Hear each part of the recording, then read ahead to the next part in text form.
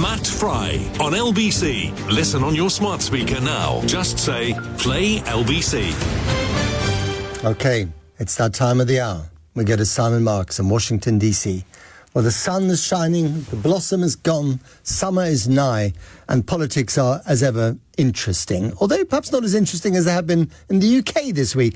Okay, Simon, it's good to see you. Let's start with Trump then. He congratulated who and why? Yes, interesting. President Trump on his social media account last night, Matt, congratulating John Swinney, the First Minister of Scotland, saying congratulations to him on winning his re-election bid. He's a good man who worked very hard along with the King and Queen with respect to tariff relief for Great Scottish Whisky. Once again, incorrectly spelt. He's put an E in whiskey, which would not make it Great Scottish Whisky. But according to President Trump, John Swinney deserves this big election victory. So what's interesting about that is he's given the big thumbs up to John Swinney. No sign yet of a kicking of Sir Keir Starmer by the President of the United States, but it cannot be far away. And remember that the outcome of these results, particularly the strength of Reform UK in the election, absolutely undergirds the view of the United States officially at government level, expressed in its national security strategy, that the optimism that it finds in Europe's potential future is the rise of patriotic European parties. So they will be quite content behind the walls of the White House there at the outcome of this process. Also, just worth noting that the fact that the process has gone off, exactly as planned, without any major questions being raised about the sanctity of the electoral process, I think is going to offer an enormous contrast between what takes place here later this year, November's midterm elections, which continue to shape up to be the source of endless litigation by Republicans and President Trump if Republicans go down to defeat. Indeed. By the way, I'm going to make a pledge to myself to use the word undergirding at least once every quarter of an hour. I think it's a great word, totally underused on LBC. I sort of shouted a little reference there, which I don't think you responded to Nigel Farage. As far as I know, Donald Trump has not congratulated Nigel Farage on his election victory. It's not a personal victory, it's a party victory. But do you think he will, or have they fallen out irreparably?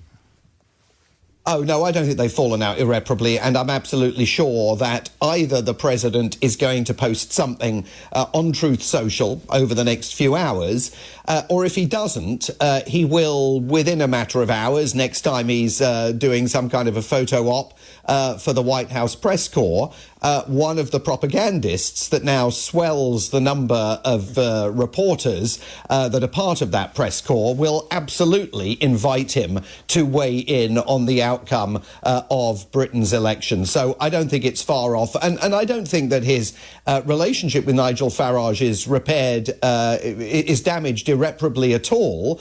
But it's also possible that Mr. Farage, noticing and understanding that President Trump has over the last few weeks particularly put him in a bit of a tight spot by many of the policy positions that he's taken and the decisions that he's made, including the war on Iran, Nigel Farage might be quite relieved that Donald Trump hasn't yet weighed in on that matter either. Yeah, I think that's putting it mildly. Talking of the war in Iran, as I discussed with my previous guests, we're in a really rather foggy situation here. Is there going to be another Project Freedom? Is there not going to be? Are there going to be negotiations? Clearly, both sides still want to have some kind of off-ramp, to have some kind of settlement of this fight. But they want to do it on their terms, with their dignity, in place, as it were. And it doesn't seem to be possible at the moment.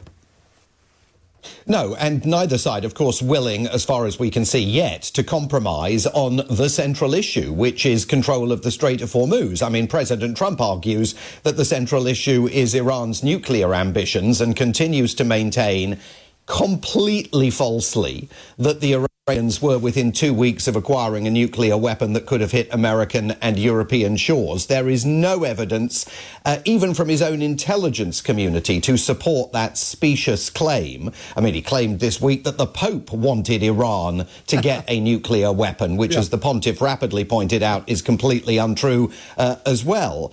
I think it is possible that we're in a kind of a holding pattern here. And there may be a reason for that holding pattern, and it's President Trump's upcoming visit to Beijing, where within the next few days he will be meeting President Xi Jinping. The Chinese certainly don't want Iran overshadowing that visit. The Americans don't.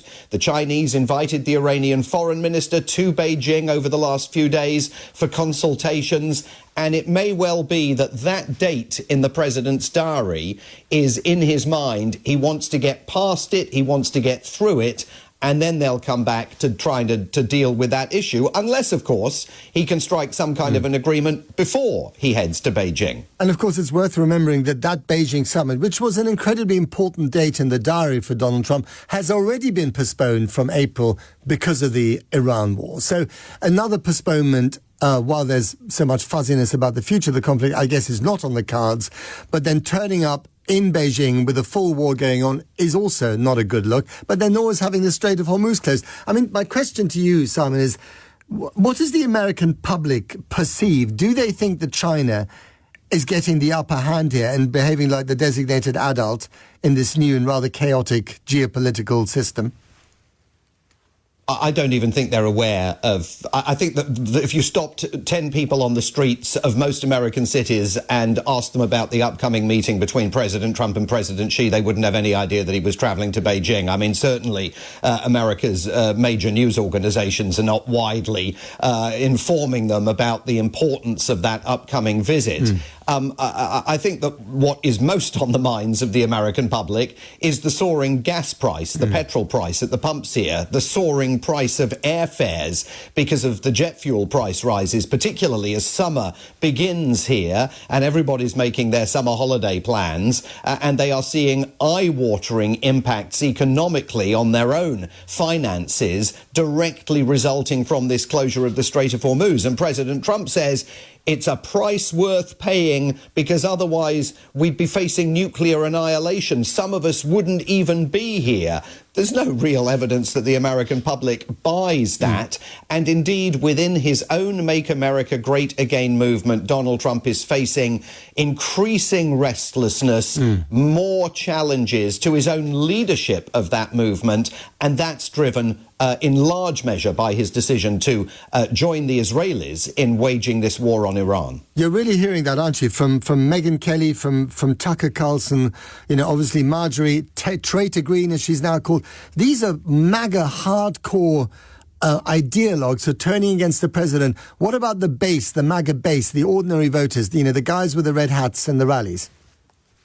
Well, there's definitely indication that there's movement within that base. I mean, if you take a look at what's taking place in Florida, for example, there's a race for the governor's mansion there, and primary contests are about to be held, and there's an upstart far-right figure by the name of Jason Fishback, who is making some waves. He's a long-shot candidate to become the Republican Party's nominee, but he is travelling all over the state trying to persuade particularly younger voters that Donald Trump has betrayed his own ideals and betrayed the country.